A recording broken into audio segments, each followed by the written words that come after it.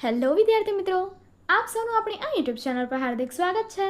આજે હું લઈને આવી છું ધોરણ 7 વિષય સમાજ પાઠ 1 રાજપૂત યુગ નવા શાસકો અને રાજ્યમાં સ્વાધ્યાયનું સંપૂર્ણ સોલ્યુશન. તો ચલો આપણે આગળ વધીએ, પરંતુ તે પહેલાં જો તમે આપણી આ યુટ્યુબ ચેનલને લાઈક, શેર અને સબસ્ક્રાઈબ ન કરી હોય તો જરૂરથી કરજો. સ્વાધ્યાય પ્રશ્ન 1. તમારે પ્રશ્નના ઉત્તર એક વાક્યમાં આપવાના છે. પહેલું, રાણીની વાવ કોણે બંધાવી હતી? જવાબ: રાણીની વાવ રાણકી વાવ પાટણના રાજવી ભીમદેવ સોલંકીની રાણી ઉદયમતીએ બંધાવી હતી. બીજું, ચૌહાણ વંશના શાસકો આરંભમાં કયા શાસક કરતા હતા? જવાબ: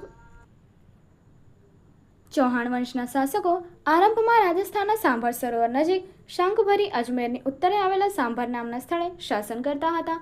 ત્રીજું, અણહિલવાડ પાટણની સ્થાપના કોણે કરી હતી?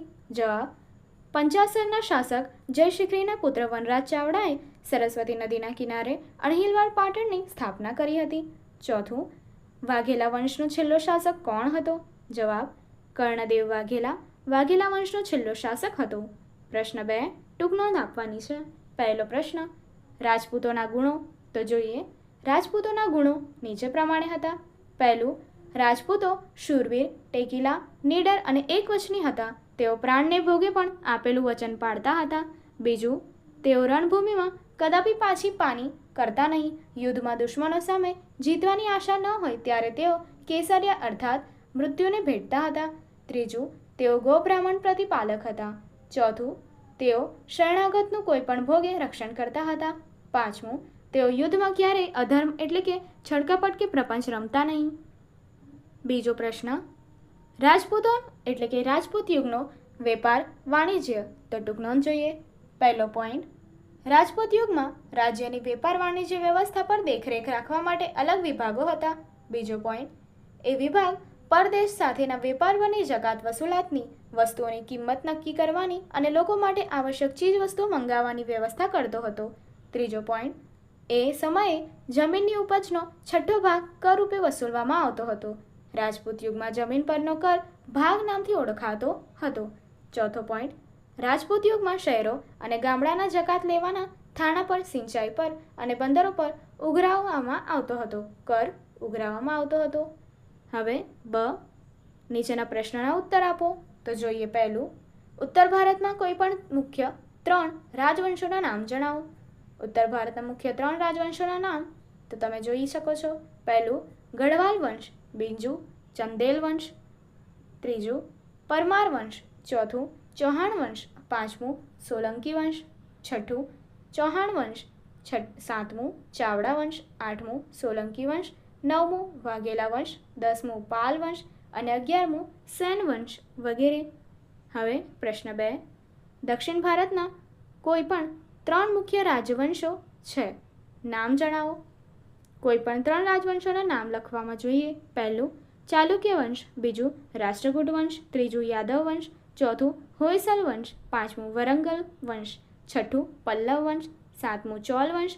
આઠમું, પાંડ્ય વંશ અને 9મું, ચેર વંશ. પ્રશ્ન 3. ગુજરાતનો પ્રથમ સુલતાન કોણ હતો? જવાબ: ગુજરાતનો પ્રથમ સુલતાન મુઝફ્ફર શાહ હતો. તેનું મૂળ નામ ઝફર ખાન હતું. પ્રશ્ન 4. રાજમાતા મિનળ દેવીએ પ્રજા કલ્યાણના કયા કયા કાર્યો કર્યા હતા? અથવા કારણ આપો. મિનળ દેવી આદર્શ રાજમાતા હતા. તો જોઈએ,